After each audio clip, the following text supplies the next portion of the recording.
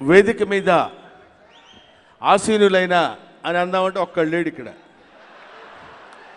వేదిక ముందు ఆసీనులైన నేను కుర్రాడినే. అదే ఎస్ ఎస్. సో ఈరోజు ఇదొక పర్వదినం.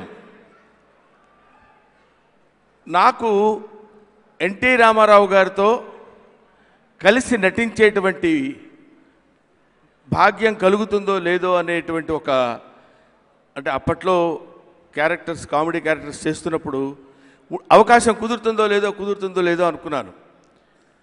ఆయన రాఘవేంద్రరావు గారి దర్శకత్వంలో, మోహన్ బాబు గారి యొక్క నిర్మాణ సారథ్యంలో మేజర్ చంద్రకాంత్ సినిమాలో వారితో కలిసి నటించే భాగ్యం నాకు కలిగింది. నాకు చాలా చాలా చాలా సంతోషంగా ఉంది. ఎందుకంటే చిన్నప్పటి నుంచి ఎన్టీ రామారావు గారి డైలాగ్సు, ఎన్టీ రామారావు గారి యాక్షను ఎలా చేస్తారని అప్పట్లో ఎస్వి రంగారావు గారు, ఎన్టీ రామారావు గారి కాంబినేషన్ ఎలా ఉంటుందో ఇవన్నీ చూసి ముగ్ధుండైపోయి పరవశించిపోయేవాడు. సినిమాకి రాకముందు, సినిమాకి వచ్చిన తర్వాత ఆయనతో కలిసి నటించేటప్పుడు 3 సార్లు ఒకసారి డైలాగ్ చెప్పమంటే 3 సార్లు ఆయన దగ్గరికి వెళ్ళగానే డైలాగ్ మర్చిపోయేవాడిని. ఏంటి మర్చిపోయామని అడిగేవాళ్ళు. ఆయన దగ్గరికి వెళ్ళగానే అంతే మర్చిపోతాం, అంతే. దానికి ఏమీ రీజన్ ఏం లేదు చెప్పడానికి. మళ్ళీ ఒకసారి వెళ్ళి మళ్ళీ అలా చెప్పినప్పుడు ఏం పర్వాలేదు, ఓ బ్రదర్ బాగు చేస్తున్నారు, మీరు చేయండి అన్నారు. సరే ఇంక దానికే ఉందని వెంటనే అక్కడ ఏదో చేయటం జరిగింది. ఓ పద్ధతి. జీవిత చరిత్ర అంటే ప్రతివాళ్ళు నేను జీవిత చరిత్ర రాసుకుంటానంటే కుదరదు. ప్రతివాడికి ఓ జీవితం ఉండాలి, దానికి ఓ చరిత్ర ఉండాలి. అటువంటి జీవితం, అటువంటి జీవిత చరిత్ర కలిగినటువంటి వ్యక్తి ప్రపంచ ప్రఖ్యాతిగాంచినటువంటి విశ్వవిఖ్యాత నట సార్వభౌముడు ఆయన ఎన్టీఆర్, నందమూరి తారక రామారావు గారు. ఇక్కడ విషయం మీకు నేను చెప్పాలి. ఎందుకంటే ఎన్టీ రామారావు గారి నటనని పుణికి పుచ్చుకున్నటువంటి నటులు శ్రీ బాలకృష్ణ గారు. అది నువ్వు పెద్ద గొప్పగా చెప్పాల్సిన అవసరం అంటే మాకు ఆ మాత్రం తెలియదా అని మీరు అడగొచ్చు నన్ను. కానీ నేను ఆయనతో కలిసి నటించాను కాబట్టి సినిమాలో నర్తనశాలలో ఆయన బృహన్నల పాత్ర వేస్తే, బృహన్నల పాత్ర దగ్గర ఉత్తర కుమారుడు వేషంతో నేను ఉన్నాను. అది ఆయన చూస్తుంటే ఒక రకమైనటువంటి వాళ్ళ నాన్నగారిని చూస్తున్న భావం కలుగుతుంది.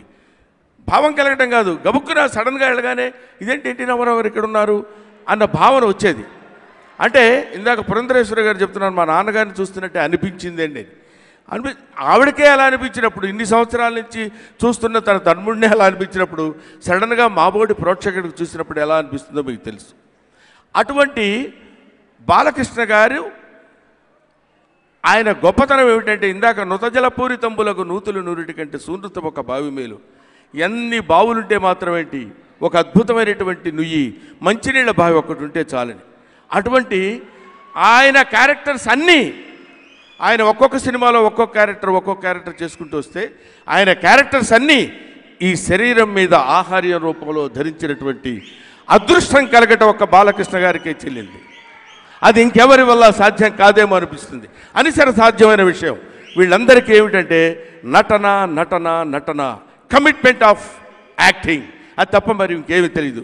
సెట్లోకి వచ్చి కూర్చున్న దగ్గర నుంచి యాక్టింగ్. మా నాన్నగారు ఏం చెప్పారంటే, మా నాన్నగారు సినిమాలో ఏం చేశారంటే, మా నాన్నగారు ఇప్పుడు ఎలా చేశారంటే, ఈ డైలాగ్ నాన్నగారు ఎలా చెప్తారంటే, ఇదే తప్ప నాకు తెలిసి ఒక్క రోజులో కనీసం 10 నుంచి 100 సార్లైనా సరే నాన్నగారి పేరు కానీ నాన్నగారిని తలుచుకోకుండా ఉండనటువంటి ఏకైక కుమారుడు నందమూరి బాలకృష్ణ గారు. అటువంటి నందమూరి బాలకృష్ణ గారు ఆయనతో పాటు కలిసి నటించడం అనేది నా అదృష్టం కింద నేను భావిస్తున్నాను. I very sincerely I'm telling. ఎందుకంటే ఆ రోజుల్లో నటినట్లు ఎస్వి రంగారావు గారు ధై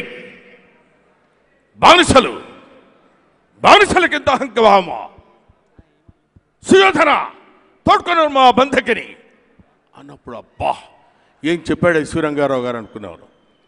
దానికి ప్రతీకగా ఎన్టీ రామారావు గారు అక్కడికి వచ్చి దుర్యోధనుడిని బంధించుకొని వెళ్ళిపోతున్నప్పుడు ఇంద్రసేనుడు అక్కడ నిలబడి ఏం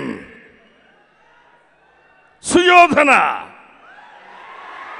ఆడదాని దయాభిక్షముల చేత సంపాదించుకున్న తుచ్చ ప్రాణాలు. ఒట్టి జూదమాడుతావా? మరణించి మట్టి పాలు చేస్తావా?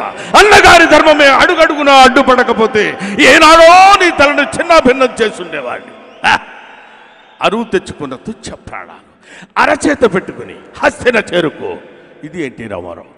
2 మత్త గజాలు మదించిన ఏనుగులు పోట్లాడుకుంటున్నట్టుంటాయి సంస్కృతం. అటువంటి నటులేరి ఏమి తల్లి నిరులు కురిసిన హిమ సమూహములని. ఇంతో పాటు ఇవాళ అద్భుతమైనటువంటి ఆహార్యం నటించగలిగేటువంటి పౌరాణిక పాత్రలు పోషించేవాళ్ళు అబ్బా లేరేమో అన్న భావన కలుగుతుంది.